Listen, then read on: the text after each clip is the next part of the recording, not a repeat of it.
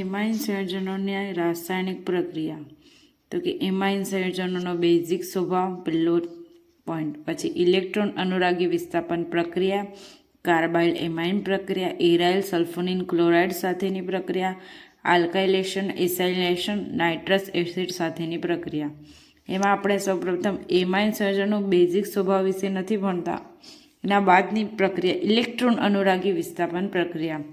તો કે ઇલેક્ટ્રોન અનુરાગી વિસ્થાપન પ્રક્રિયા, એમાં પહેલું છે બ્રોમિનેશન.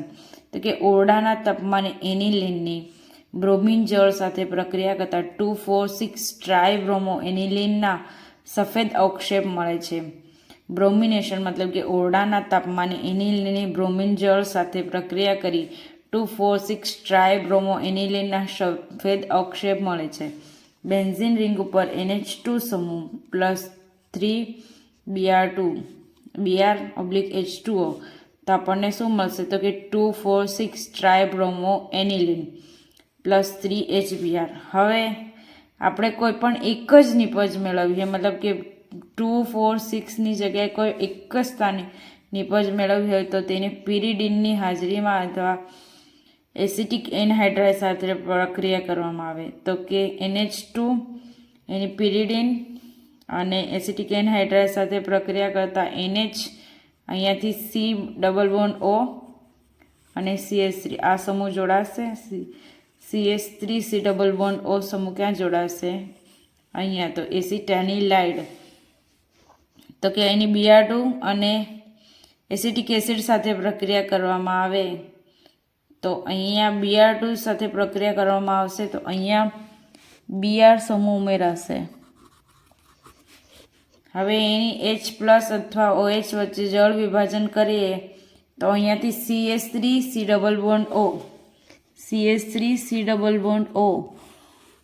OH સમૂહ છૂટો પડશે, મતલબ કે CH3 અને આ H+ આ NH2 NH સાથે જોડાશે એટલે અહીંયા NH2 તો આપણને નિપજ તરીકે શું મળે? 4-બ્રોમો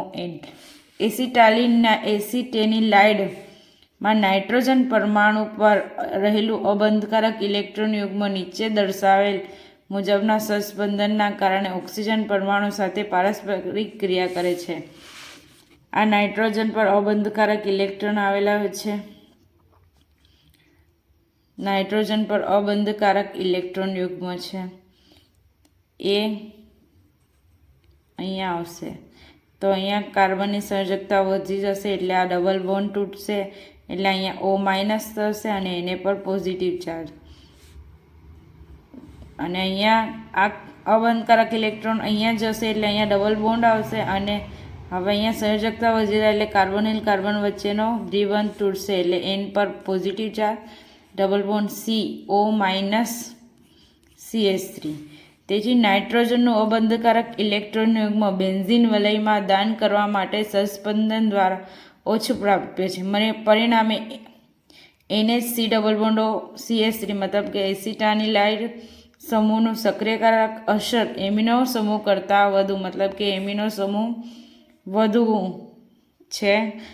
કરતાં વધુ છે એટલે કે આની કેટલી હોય? આની ઓછી હશે. મતલબ કે એસિટેનિલાઇનની ઓછી છે સક્રિયકારક અસર અને એમિનો સમૂહની વધુ છે.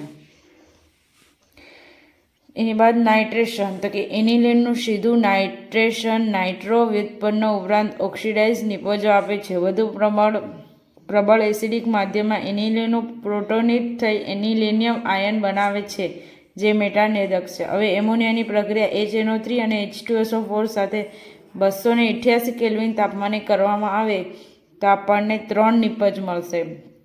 પહેલા સ્થાન પર NO2, મેટા સ્થાન પર અને ઓર્થો સ્થાન પર. તો કે ઓર્થો સ્થાન પર ઓર્થો નાઇટ્રો એનિલિન તો કે 2%. એની બાદ મેટા નિપજ 47% મળશે અને આ 51%.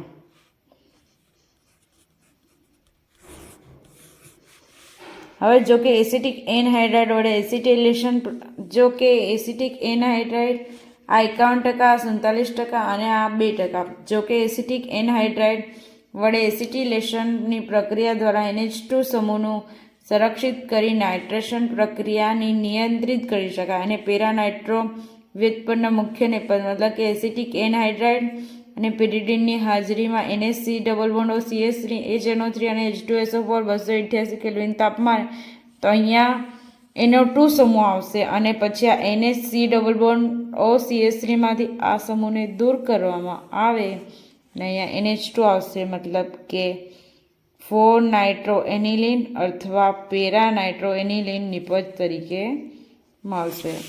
હવે એની બાદ છે સલ્ફોનેશન.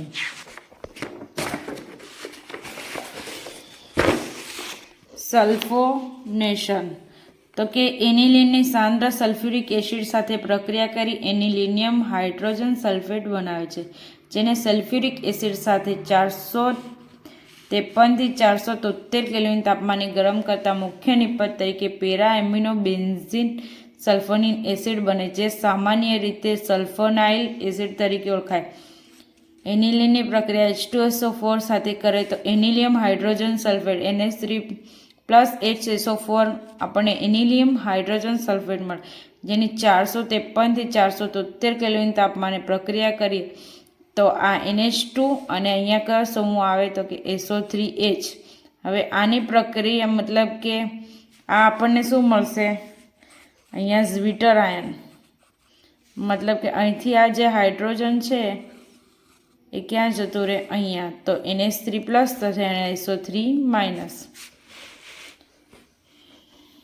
આલ્કાઇનેશન તો કે શેન્ડમીયર પ્રક્રિયા, જ્યારે ઠંડા જલીય ખનિજ એસિડમાં ઓગાળેલ અથવા નિલંબિત પ્રાથમિક એરોમેટિક એમાઇન સોડિયમ નાઇટ્રેટ એટલે NONO2 સાથે પ્રક્રિયા કરવામાં આવે ત્યારે ડાયઝોનિયમ ક્ષાર બને છે.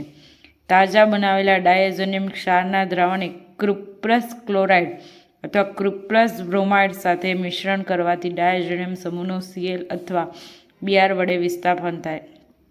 NH2 મતલબ એનિલિન એની NONO2 પ્લસ HX સાથે પ્રક્રિયા કરીએ તો આપણને ડાયઝોનિયમ ક્ષાર મળે, તો કે આ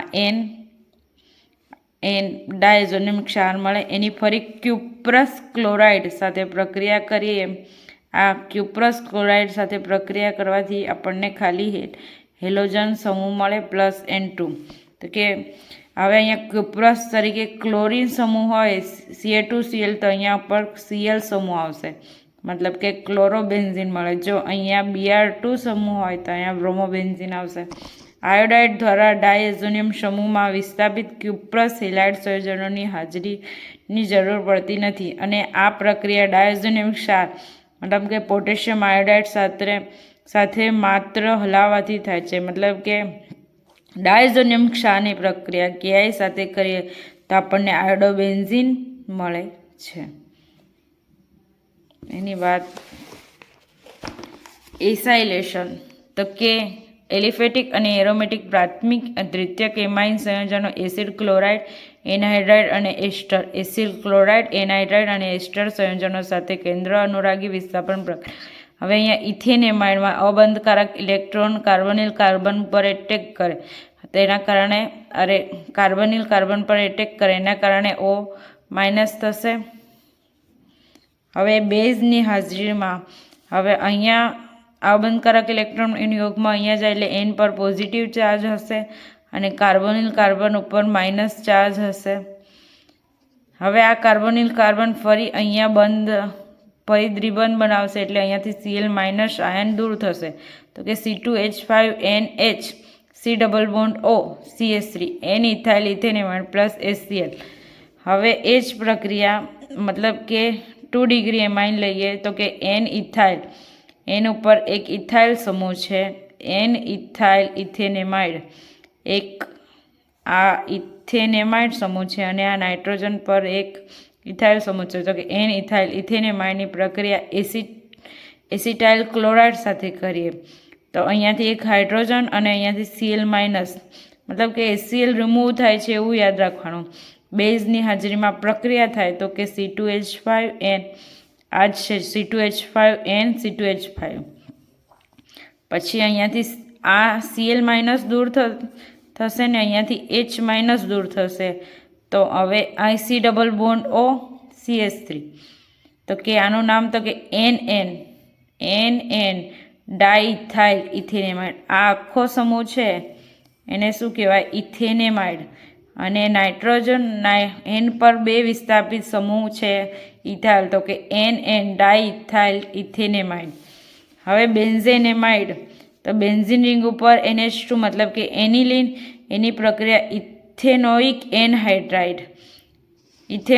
એનહાઇડ્રાઇડ સાથે કરવામાં આવે તો C6H5NH C double bond O CH3 આ સમૂહ, અને આ H સમૂહ કોની સાથે જોડાઈ જશે? આ H સાથે, તો એક નિપજ આ મળશે અને બીજી એસિટિક એસિડ મળશે. હવે એમાઇન સંયોજનોના બેન્ઝોઇલ ક્લોરાઇડ મતલબ કે CH3NH2 મિથેન એમાઇનની બેન્ઝાઇલ ક્લોરાઇડ સાથે પ્રક્રિયા કરવામાં આવે તો કે CH2NH2 C double bond O, અહીંયાથી એક H દૂર થશે અને અહીંયાથી Cl માઇનસ HCl, અહીંયા HCl મળશે અને CH3NH2 C double bond O C6H5. એની બાદ છે નાઇટ્રસ એસિડ સાથે પ્રક્રિયા. તો પ્રાથમિક એલિફેટિક એમાઇન સંયોજનો નાઇટ્રસ એસિડ સાથે પ્રક્રિયા કરી ડાયઝોનિયમ ક્ષાર બનાવે છે, જે અસ્થાયી હોવાને કારણે માત્રાત્મક નાઇટ્રોજન મુક્ત કરે છે અને આલ્કોહોલ સંયોજનો બનાવે છે. તો કે RNH2 HNO2 અથવા NaNO2 પ્લસ HCl સાથે પ્રક્રિયા કરે તો RN2 પ્લસ Cl માઇનસ. હવે એની H2O સાથે પ્રક્રિયા કરે તો આપણને ROH N2 પ્લસ HCl મળશે. હવે નીચા તાપમાને 273 278 કેલ્વિન તાપમાને એરોમેટિક એમાઇન સંયોજનો નાઇટ્રસ એસિડ સાથે પ્રક્રિયા કરી ડાયઝોનિયમ ક્ષાર બનાવે છે તો C6H5NH2 NaNO2 plus HCl 273 278 kelvin તાપમાને, તો C6H5N2 plus Cl minus NaCl plus 2H2 મતલબ કે C6H5 આ N, એની સાથે આ બીજો N જોડાશે તો કે N2 પ્લસ આ Cl જોડાશે તો કે Cl માઇનસ, પછી Na અને Cl અને 2 મોલ શું વપરાય? H2O. આ O2 પછી આ 2 H આ અને એક H આ 2 H આ રહ્યા મતલબ કે આ H2 મતલબ કે 4H પ્લસ 2O2 તો આપણને શું મળશે? H2O. તો કે C6H5N2 પ્લસ Cl માઇનસ તો કે benzene diazonium chloride plus NaCl plus 2H2O. Carbyl amine પ્રક્રિયા તો કે એલિફેટિક અને એરોમેટિક પ્રાથમિક એમાઇન સંયોજનો ક્લોરોફોર્મ મતલબ કે CHCl3 અને ઇથેનોલિક પોટેશિયમ હાઇડ્રોક્સાઇડ મતલબ કે KOH અથવા કાર્બાઇલ એમાઇન સંયોજનો ઇથેનોઇક પોટેશિયમ હાઇડ્રોક્સાઇડ મતલબ કે KOH સાથે ગરમ કરતા ખરાબ વાસ ધરાવતા આઇસો